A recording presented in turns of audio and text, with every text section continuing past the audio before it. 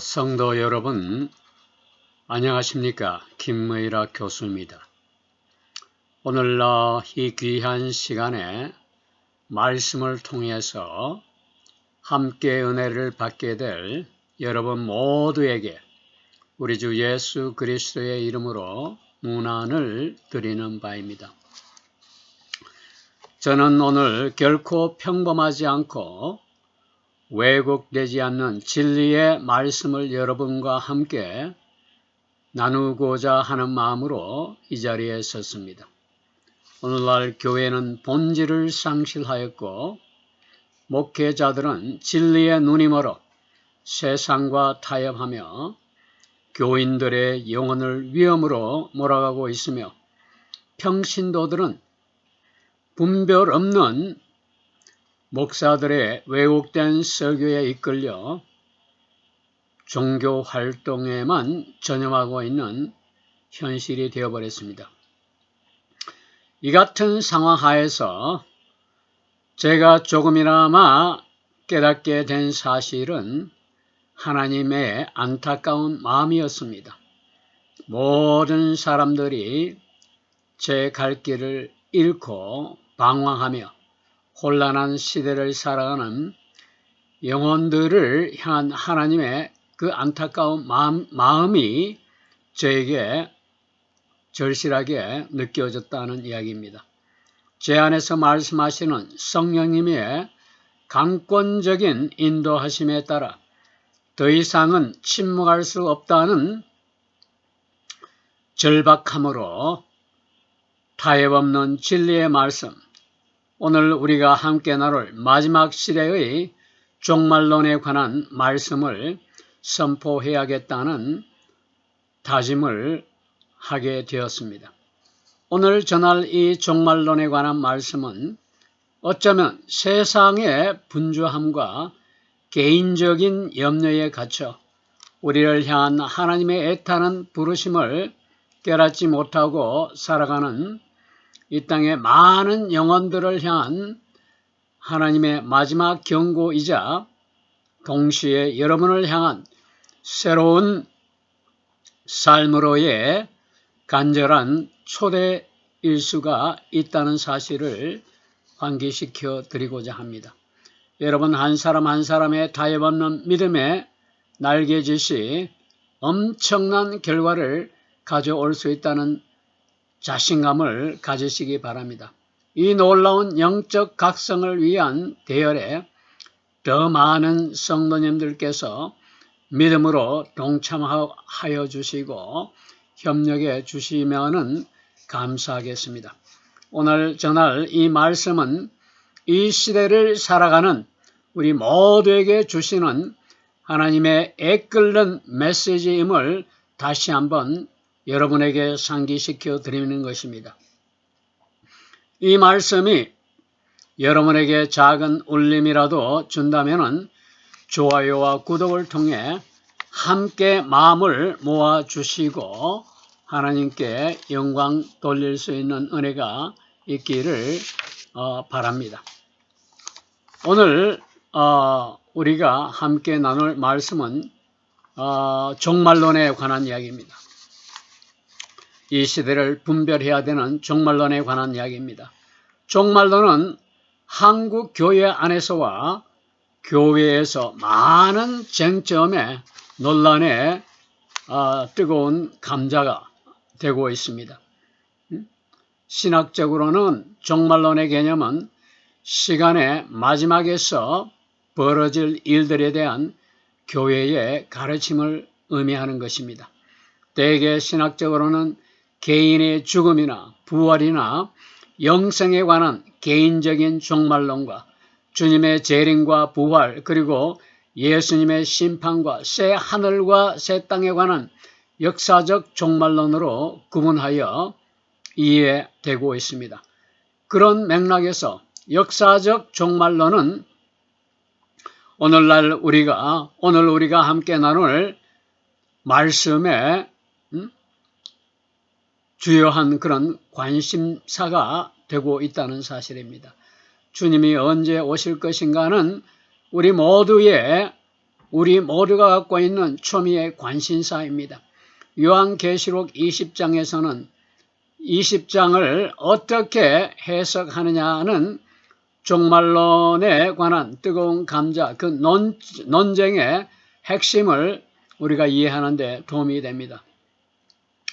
요한계시록 20장에 보면은 첫째 부활에 참여하는 자들은 복이 있고 거룩하다라는 말씀이 있습니다.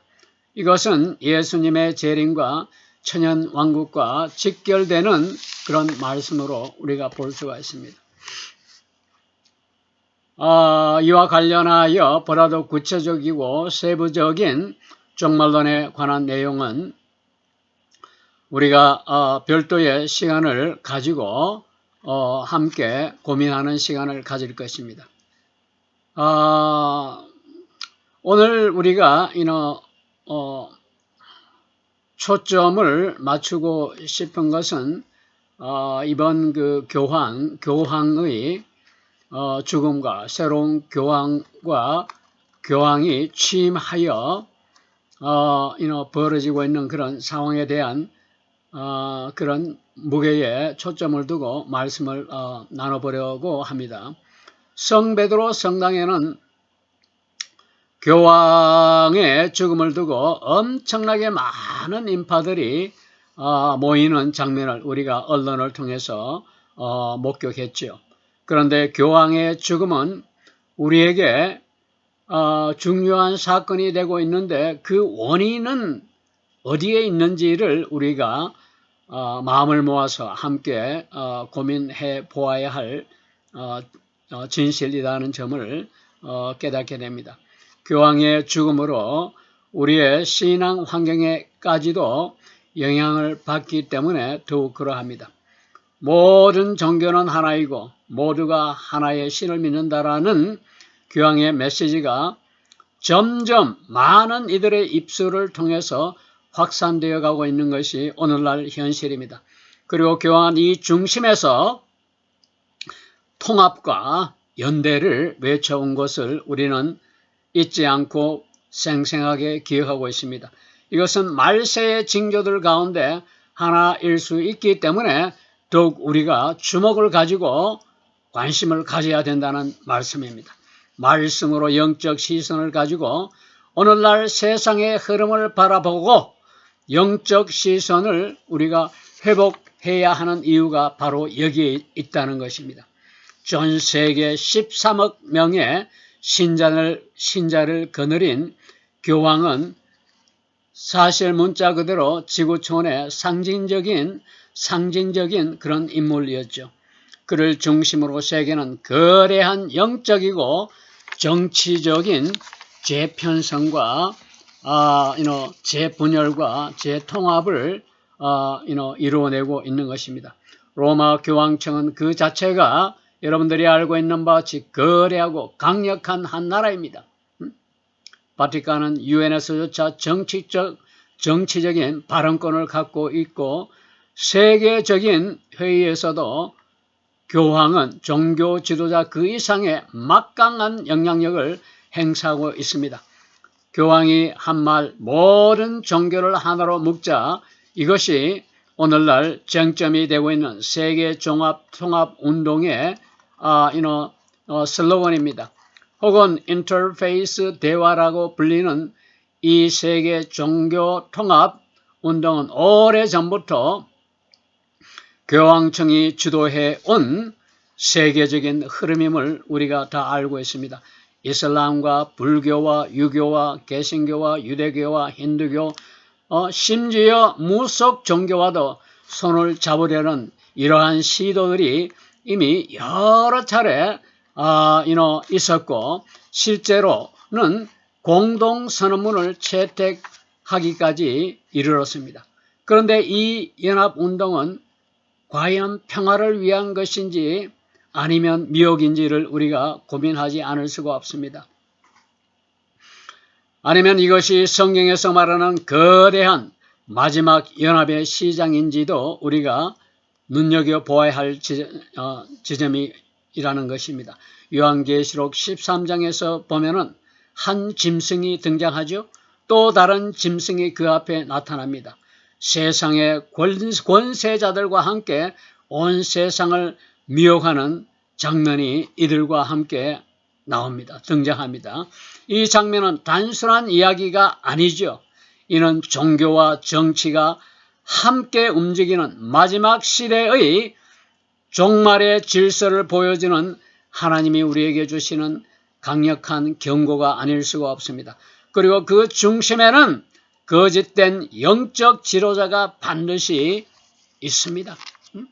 만약 새로 선출된 교황이 더 급진적으로 종교 통합을 외친다면 앞으로 어떤 일이 우리 주변에서 일어날지를 우리가 심각한 그런 생각과 시선으로 지켜보지 않을 수가 없습니다.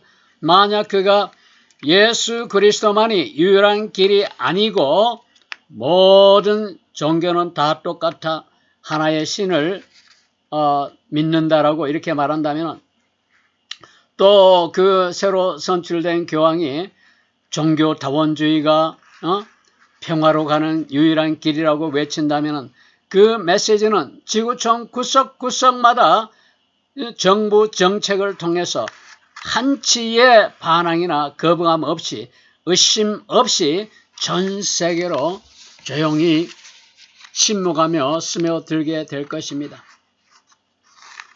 이러한 점을 우리가 눈여겨보지 않을 수가 없다는 것입니다. 이런 말세의 흐름 속에서 개신교 신자들은 우리는 어떤 입장을 취해야 할까요? 우리는 절대로 세상의 평화라는 말과 속임수에 속아서는 절대 안 될 것입니다. 예수님은 분명히 말씀하시고 계십니다. 요한복음 14장 27절 말씀에서는 내가 주는 평화는 세상이 주는 것과 같지 아니하다라고 분명히 적고 있습니다. 참된 평화는 오직 하나님 말씀과 그 복음에서 나온다는 사실을 우리는 잊지 말아야 할 것입니다.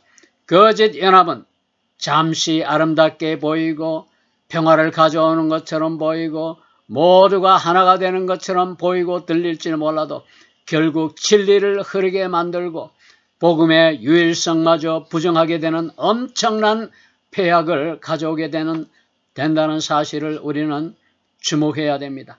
교황이 죽고 그 자리에 새로 선출된 레오 교황이 그 자리에 왔다면은 이미 왔지만은 세계의 모든 정치적인 종교적인 그런 환경, 새로운 환경의 흐름은 시작될 준비가 이미 되었다는 점을 우리에게 알려주고 있습니다.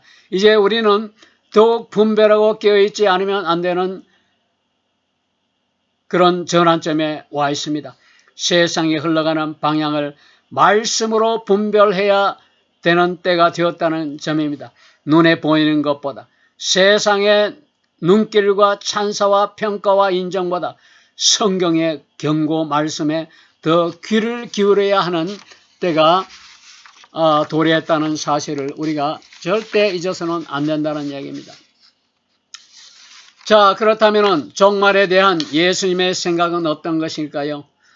예수님은 공생애를 시작하면서 회개하라 하나님 나라가 가까웠다라고 마태복음 4장 7절 말씀에서 외치고 있습니다. 예수님의 사역의 중심에는 하늘나라와 회개가 있습니다. 이 하늘나라가 종말론의 핵심 주제입니다. 사도행전에서는 예수님이 승천하시는 장면을 바라보던 제자들이 예수님께 종말의 때를 묻자 천사들이 너희가 본 그대로 다시 오실 것이다 라고 사도행전 1장 11절 말씀에서 적고 있습니다.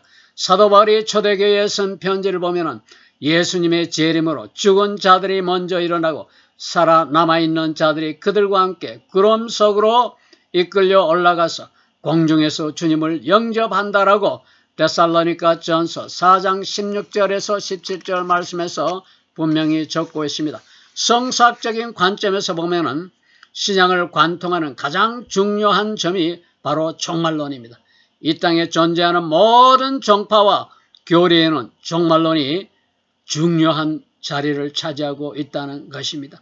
그렇기 때문에 기독교인에게 종말론은 그들의 우리의 신앙의 절정이고 우리가 갖고 있는 신앙의 완성임을 우리가 알아야 합니다. 종말의 징조에 대한 시대를 분별하는 지혜는 여러분에게 두려움을 주는 것이 목적이 아니라 깨어 분별하라는 경각심을 주기 위한 것이 본질이고 목적임을 여러분들이 알아야 됩니다.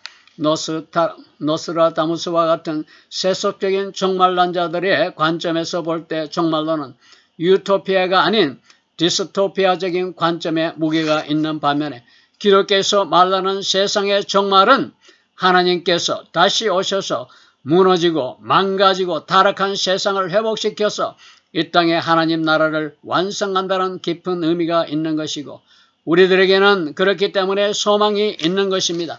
종말론은 예수님의 재림과 세상의 끝과 최후의 심판을 다 포함하는 개념입니다. 초기 교회에도 저들의 신앙에 이 종말론은 엄청난 큰 영향을 미쳤습니다. 초기 교회의 신자들에게서는 예수님의 사랑과 하나님 나라의 도래를 기다리는 그런 모티브가 되었고 또 하나님 나라의 도래를 기다리면서도 저들은 살아갔습니다. 성경의 여러 구절에서는 이런 종말론적 증거를 여러 곳에서 보여주고 있습니다. 특히 데살로니가전서 4장 16절에서 17절 말씀을 보니까 주께서 천사장의 나팔 소리로 하늘로부터 강림하신다고 적고 있습니다. 초기 교회에서는 이런 종말론적 기대를 통해 신앙의 긴장감을 유지하게 하고 함께 기도하고 서로 격려하며 공동체에서 저들의 믿음을 지켜나갔던 것입니다. 이런 맥락에서 종말론은 단순히 미래의 사건을 예언하는 것이 아니라 현재의 삶을 우리가 어떻게 살아야 되고 어떤 준비를 해야 되는지를 깨닫게 하는 중요한 신앙의 요소가 된다는 점을 우리가 명심해야 됩니다.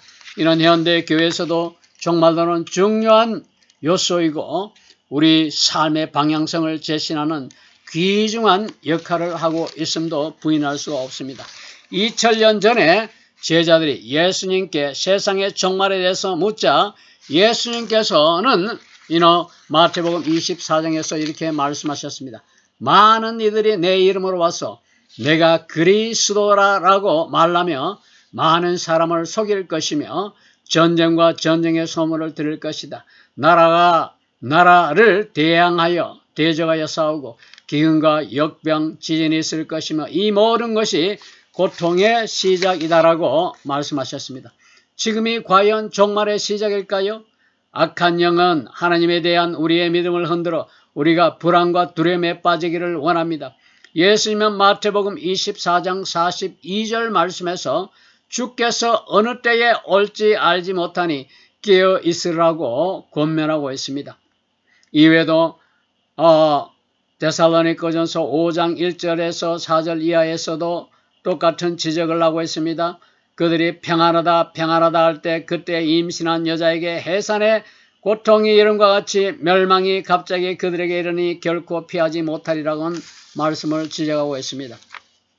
이와 같이 종말에 관한 말씀은 우리들에게 너무나 중요하고 절실한 그런 말씀으로 다가오는 것이 사실입니다. 이것이 우리가 깨어 분별해야 되는 강력한 진실이기도 합니다.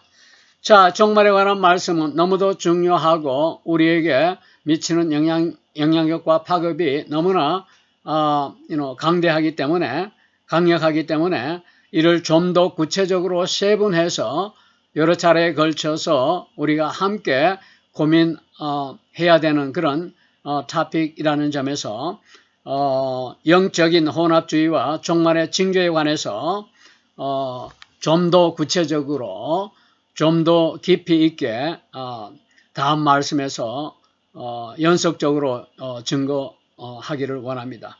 그래서 영적인 혼합주의와 종말의 징조에 관해서 그 위험성에 관해서는 우리가 다음 말씀에서 계속 이어지도록 말씀을 전하도록 하겠습니다. 오늘 주신 말씀을 여러분들이 마음속에 새기고 더욱더 하나님의 뜻을 따라 살아가는 하루가 되기를 바랍니다. 그리고 이 복음 사역에 여러분들께서 다 동참하여 주시고 말씀에 울림이 있다면은 앞서 말씀드린 바와 같이 좋아요와 구독을 눌러주시고 이 복음 사역에 동참함으로써 하나님께 영광을 돌리는 그런 은혜의 동반자가 되어주시기를 부탁드립니다. 오늘 말씀은 여기서 마치고 다음 그 말씀에서 혼합주의와 종말의 징조의 위험성에 대해서